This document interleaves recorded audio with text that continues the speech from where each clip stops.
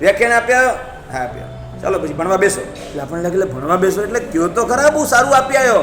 એ સારું આપે એમાં બોલવાથી કઈ મોક્ષ નથી થઈ જવાના, ભણો. એટલે કોઈ જ લેવા દેવા નહીં. આપણને લાગે પરસેવો પાડીને આવ્યા 1 કલાક, આપના જગ્યાએ વ્યાખ્યાન આપીને આવ્યો 1 કલાક, આખી સભા બધા જ વખાણ કરે છે. આપણે વખાણ કરવામાં જઈશું એ જ હતું તું કે વખાણ કરવામાં આનો વિકાસ સ્થગિત થઈ જશે.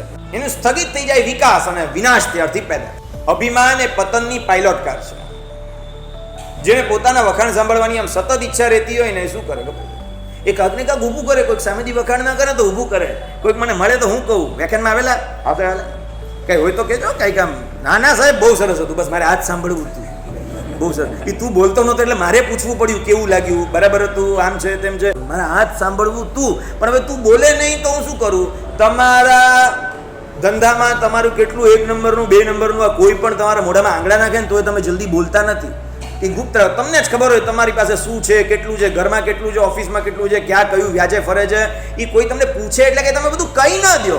સાહેબ એ જે મૂડી અમે અમારા પૂરતી ગુપ્ત રાખી છે, અમારા ગુણોની મૂડી પણ કોઈ આપણા મોઢામાં આંગળા પણ નાખે ને, એનું આપણે શું કરવાનું?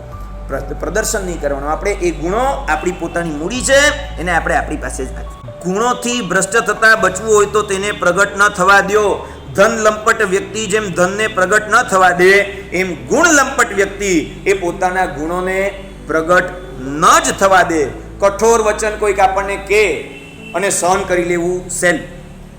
કર્કશ શબ્દો તોછડાઈપૂર્વક કોઈ બોલે અને આમ સાંભળી લેવું, એકવાર ક્ષમતા, એકવાર સહન કરવું સહેલું.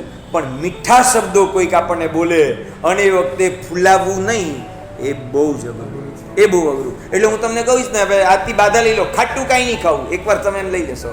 એકવાર કડવું કાંઈ નહીં ખાવું, એની લઈ લેશો. હું કહીશ મીઠું કાંઈ નહીં ખાવું, ગળ્યું નહીં. હા સાહેબ, એ તો ડાયાબિટીસ વાળો બાધા નથી લેતો.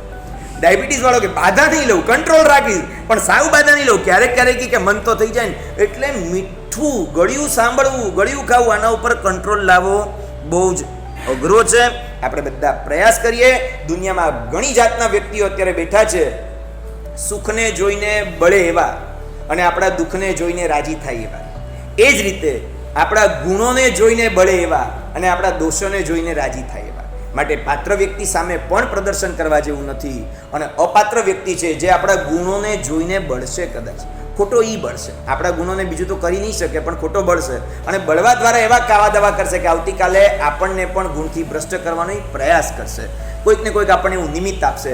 એની કરતાં આપણે એવી વ્યક્તિ સામે પણ આપણા ગુણોને ઉગાડા ન કરીએ અને આપણે આપણા ગુણોમાં જ સ્થિર રહીએ અને આપણા ગુણોનો આનંદ આપણે પોતે જ મેળવીએ.